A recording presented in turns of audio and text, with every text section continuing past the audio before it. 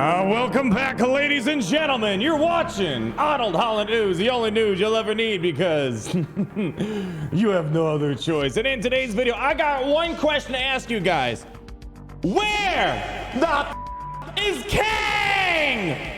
That's apparently the big burning question in the Marvel Snap community. We have the answer. Unfortunately, some bad news in regards to that, but the good news is we're gonna give you an early sneak peek at what the animation looks like. Probably one of the cooler animations, even probably competing with Galactus. And we got some other stuff like a new featured location, kind of giving you some ideas how to work around that. And allegedly, Leech is on the watch list, possible nerve. A lot of Leech complaints going on out there. Let's go, bring you on over, take you through all the sadness that's going on here. Bring him on over. Let me show you what we got cooking here. So, here's what we have. I want to start off this. Let's start off with something cool. So, Kang was added today. However, there was apparently an issue where if you had the game open, waiting for Kang, I guess you missed out. You had those who had the game closed and they opened it up after Kang was added had the likelihood of Kang showing up in their shop. Now we have a response from the developer. We'll get to that, but here's a little animation preview from Black Panther showing you how Kang is going to operate. So here we go. So they have Kang in the hand.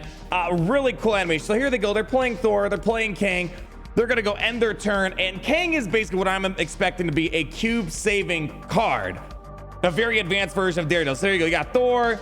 And now notice this. Everything's going to get rewound here in a moment. So you're all that power, that 12 power, and the Asgard's not going to happen. So Kang happens. And it gives you the option. Do you want to rewind the turn? Black Panther says yes. Let's rewind it. And look at that. Really cool animation. Kang goes away. Doesn't go back in your hand. The power is gone. And there you go. The hammer went back in hand. So basically undoing the turn completely. Now, some people are saying, oh, this is just an overhyped card. Time will tell. Whenever it shows up in my shop, which, by the way, for all those who didn't get Kang, stay till the very end. I got a very special giveaway to help everyone get a Kang. Don't you worry. It's totally not a scam. So make sure you like. If you don't like, you're not going to get it. But I'm curious to see how it's going to work out. One problem I have with Kang is that it's also helping out your opponent. If your opponent, I think what you maybe have to do, just play Kang, don't show your own hand.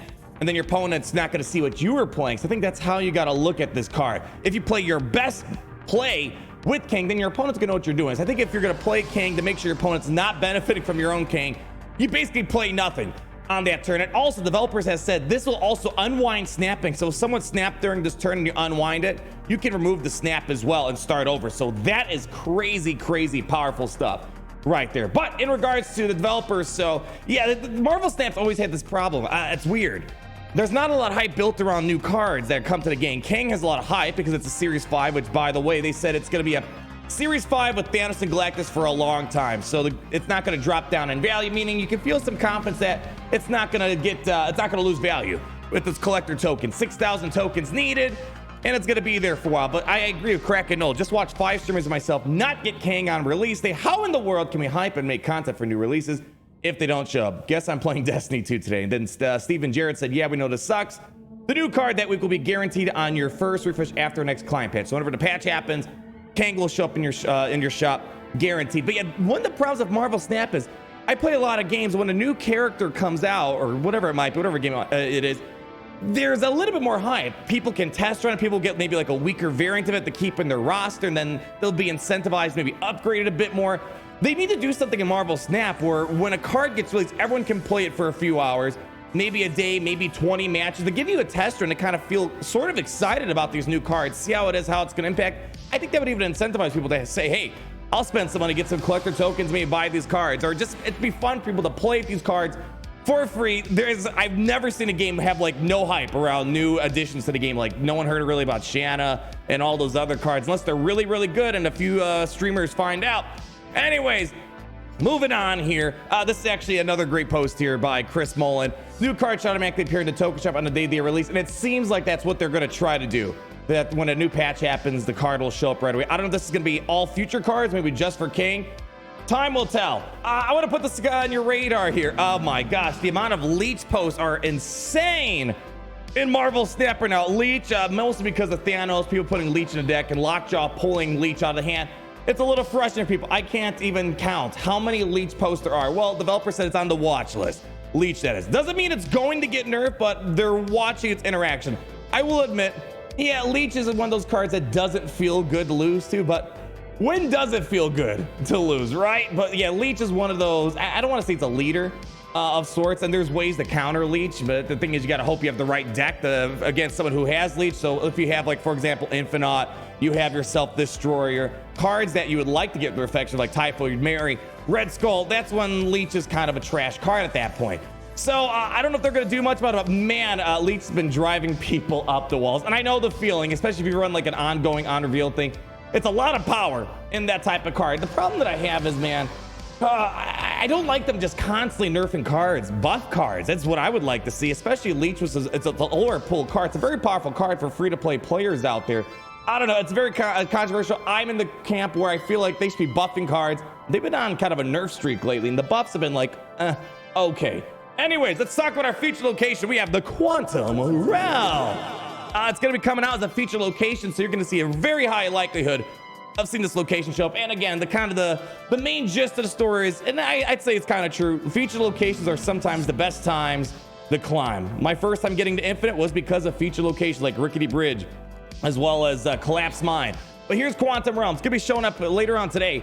After you play a card here, set its base power to 2, so it's almost like kind of a baked-in Valkyrie. So what we're going to look at is how to take advantage of this location, how to steal cubes from your opponent with this location, and how to just completely ignore this location. So the first thing that comes to my mind, you got to look at a few things. The key word here, play. So when you actually purposely put a card there, flip it, activate it, that's when the effect's going to apply.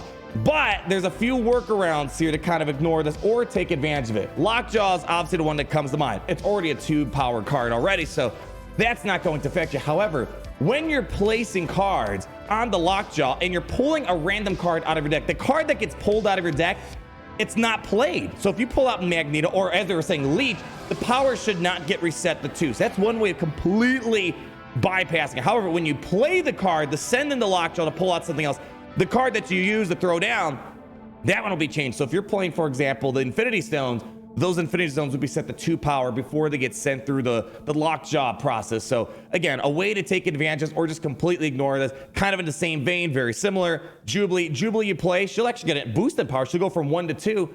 Pull out a random card from your deck, Magneto, Infinite, whatever. That card that gets brought up does not get reset to 2 power. Other ways to work around this deck, if you don't want to put anything that's on, let's say you're playing like Red Skull, you're playing Black Panther, you don't want to put them in there because all that juicy power you're building up from your Shuri Red Skull, you don't want to throw it down in there. So we have a few options here, like Arnim Zola. So you're working in one zone, but you want to get in that zone. So you place your 30-powered Red Skull after Shuri, have the Arnim Zola hit it. When Arnim Zola copies the card over, same thing. You didn't play a card in that zone. It was just cloned over there. So that, again, if all is correct with how we're reading this and it works this way, the card should not also get its change in power. So another way to work around this, if you don't want to go with that. However, I think this next card is going to be a way to take advantage of this zone, like not ignore it like these first few cards, and steal some cubes from your opponent. I kind of like, I like this idea a lot. We got Luke Cage. So imagine on turn 6, you play this card, completely catches your opponent by surprise. With Luke Cage, it's an ongoing fact. Your cards can't have their power reduced. So if you have some bigger power cards, like let's say you did put Red Skull down in there, with Luke Cage, you're going to fix that and address it and put them back to their original level. So this is one of the cards you see, the Hazmat, for example, or when you have negative power in certain locations, Luke Cage comes in handy. So I think this is going to be a way if you play this, and it's a cheap card, played on turn 6, boom, completely reset all the power in that zone. One way of looking at it is the Quantum Realm could be like a Shang-Chi protector. You put Red Skull in there. You're not going to Shang-Chi a 2-power Red Skull. Turn 6, you play the Luke Cage, boom, Red Skull jumps back up in power.